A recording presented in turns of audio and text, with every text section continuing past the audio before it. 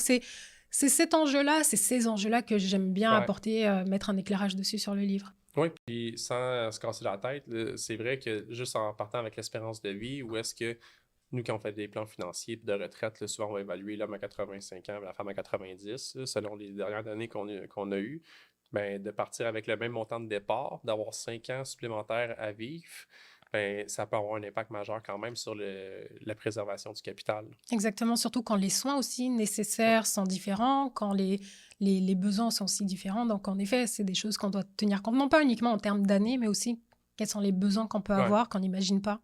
ouais, Donc aussi la question de la vulnérabilité que les femmes peuvent subir quand elles sont plus âgées, etc.